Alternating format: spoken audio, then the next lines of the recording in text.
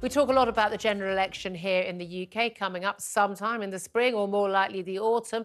Good God, just bring it on and get it over and done with, folks. But elections are actually taking place in more than 60 countries around the world this year. They include the US, India and Russia. But is democracy nevertheless under threat more than ever before? Well, joining me right now to discuss this is Dr Brian Klaas. He's an Associate Professor of Global Politics at University College London and written a fascinating article about this in The Atlantic and is covering this issue an awful lot. Good afternoon to you, Brian. Good afternoon. Thank you so much for joining us. This is a really interesting article you wrote. Lots of people will vote this year. That doesn't mean democracy will survive, you wrote.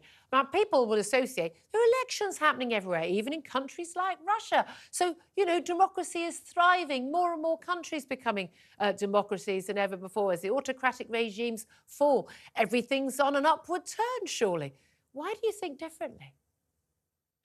Well, I think that we've had a sort of a major shift over the last 30, 40 years in global politics. So in the Cold War, countries largely were not democratic because they were effectively defined by whether they were an ally of the Soviet Union or the United States and the Western camp.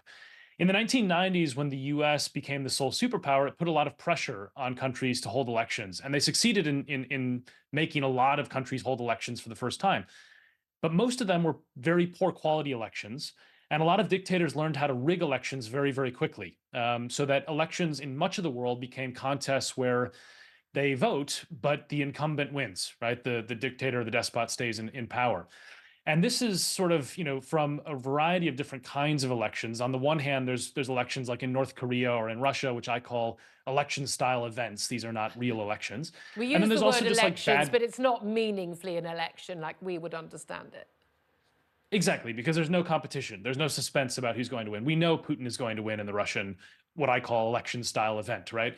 And I think the other thing that's happening, and this is more recent, is that the US's credibility on lecturing the world and cajoling the world to become more democratic has been hurt.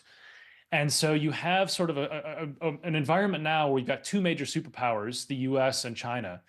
And China is avowedly authoritarian, right? I mean, they support authoritarian regimes all around the world with no hesitation. The US just doesn't inspire the same confidence as a model or a beacon of democracy as it once did, and things like January 6th and so on have hurt it, where people look at the United States and see a dysfunctional system. And then you also have people who are turning away from democracy because it's simply not delivering for them, right? And these can be described as what are called authoritarian voters.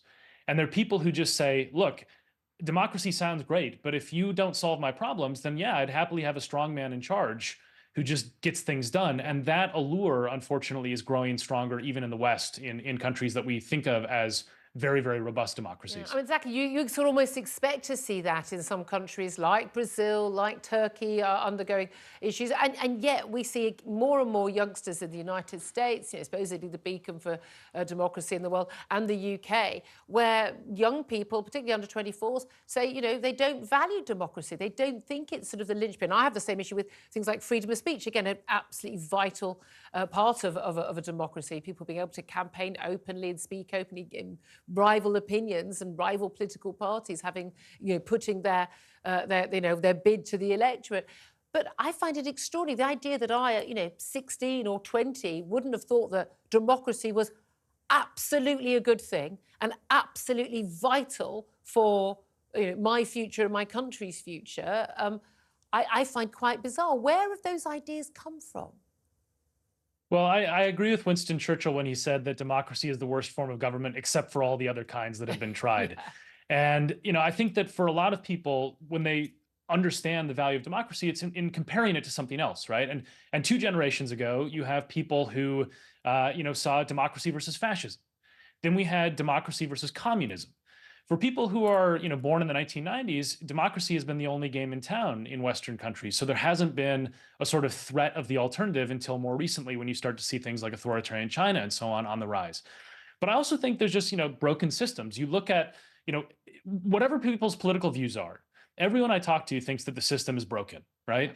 And this is true in the United States, it's true in the UK, et cetera. And at some point, that causes people to lose faith in the system itself. And that's what's the danger. That's where the stakes are really important, is that we have to actually solve problems, because if we fail to do so, people will flirt with alternatives, and those alternatives are much, much worse. Yeah, indeed. And I know certainly in Africa, we've seen growing new democratic movements, and we've seen, some heads of government who, when they're toppled by the electorate, refusing to leave, but actually other African leaders saying, no, no, you're going. This is, this is how we're going to, our country's going, on our continent is going to develop. And yet we had the situation, you say, with Donald Trump only a few years ago, basically saying, I didn't lose the election. I ain't going. That was a serious threat at one point. I ain't going.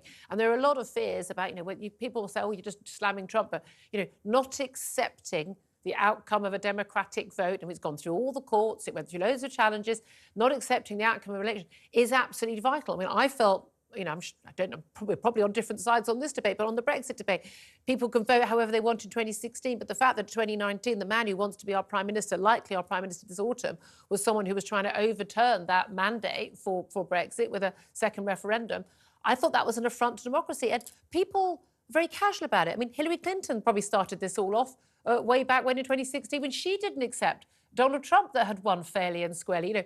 It's now become just really routine that politicians will say, well, that wasn't fair. It's not, they haven't really got the right to be in power.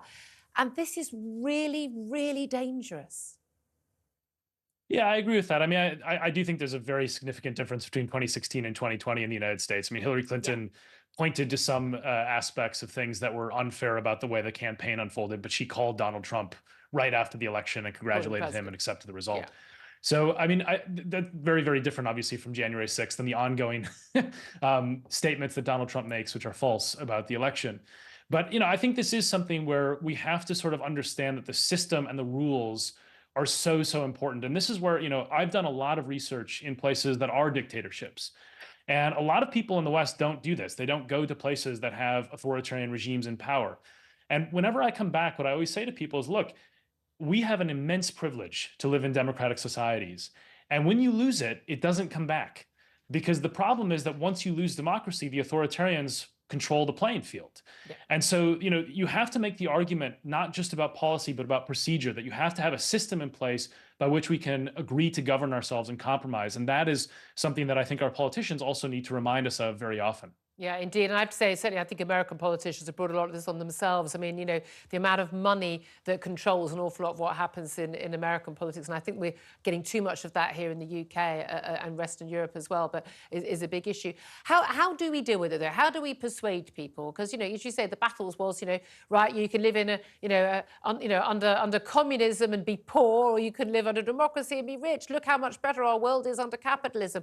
People are turning away from capitalism, for goodness sake, as well as democracy. How do we persuade younger people, because it is younger people who are the issue more on this in terms of their belief system, that democracy is the bedrock of everything that we hold dear, and when it's gone, they will regret it? Yeah, I mean, the thought experiment I always have is to tell people, imagine that you're going to randomly be assigned to live the rest of your life in a country. And I'll put one group of countries, all the authoritarian countries, in one hat, and I'll put all the other democratic countries in another hat. And you get to pick which hat you choose from, right? People are going to pick the democratic hat because every so often you might get a country that has reasonable growth. Singapore is a semi-authoritarian country, for example. But most of the time, you're going to get a basket case where human rights are abused. You don't have any recourse against the government in the authoritarian group. And I also think that there's something that we need to make this argument more explicit about the self-correcting nature of democracy. I mean, it's the one thing that authoritarian regimes absolutely cannot compete with democracies on, is that when you make a mistake in a democracy, you can fix it. And that is not true. I mean, if China wants to get rid of President Xi, or if Russia wants to get rid of President Putin, they can't. There's no way to do that. And so you end up with a system that over time just gets worse and worse and worse as the authoritarian leader gets more entrenched and corrupt. And, I think it's a great strength of British and American democracy that there are self-corrections that happen. You trial something and then you give voters the chance to fix it. Yeah.